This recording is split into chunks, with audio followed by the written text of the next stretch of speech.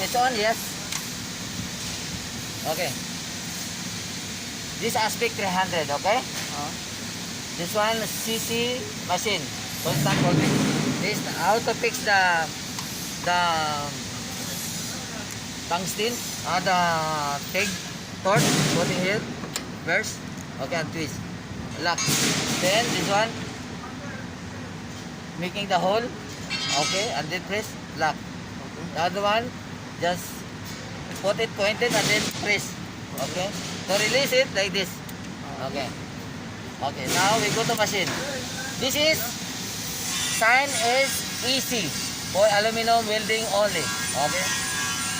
That sign is DC for stainless steel, high steel, carbon steel, any steel, no problem.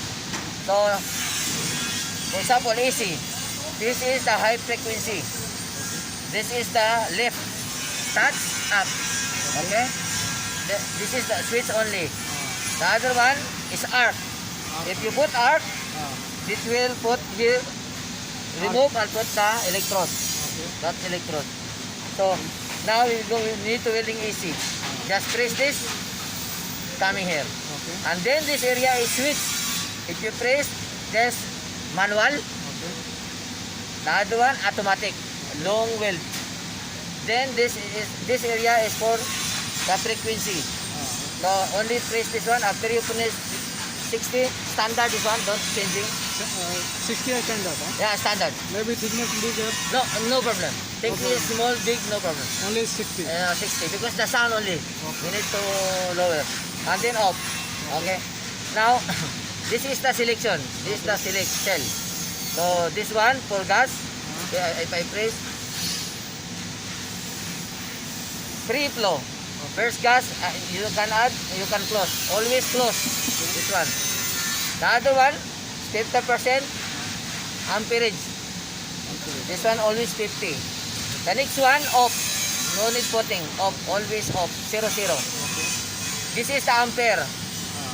This ampere, you can adjust from how many thickness? From 70, 150, any thickness. Then, maybe 0.6. 0.6. 0.6 you can adjust more, maybe 45 or 50. 1.5.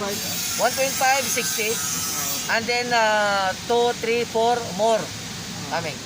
Now in 3 mm you can use 130, 140, it depends upon the welder. You need to be fast. Now another one, select. This is for down slope. We always off. No need use this one. The other one, this is for 30% from the amperage. The last one is the post flow. Now only 7, 8. You can add. I put 8, 7, or I can put 6. No problem. But don't pour too much. Otherwise, too much time. Too much loads gas. So it's normal. We put only 8 and 7. Enough. So if you press this one, it will come there. The amperage. Whatever light coming, this is the adjustment. If this light coming here, that is the adjust. But if the light coming here, if you need to up, for example, you finish adjust here. And you finish, so you need to adjust now the amperage. Press this one. Okay. Now this is the amperage. So you can down, you can up, like that. So enough for easy, for welding. For this, press this. This one will off. Because this area only aluminum. Now only you can select this one, manual, automatic. But manual, automatic. This one will not light. See, will not light because for aluminum only. Yeah, this one only. See, this same. Now maybe aluminum welding. Aluminum. So, Press downside, it will light. Like that. So mild steel and SS. Mild steel is carbon steel here. This one mild steel up. Okay. So now you can weld the mild steel. yes. Yeah. Now we try mild steel. Now we finish aluminum. Give a mild steel.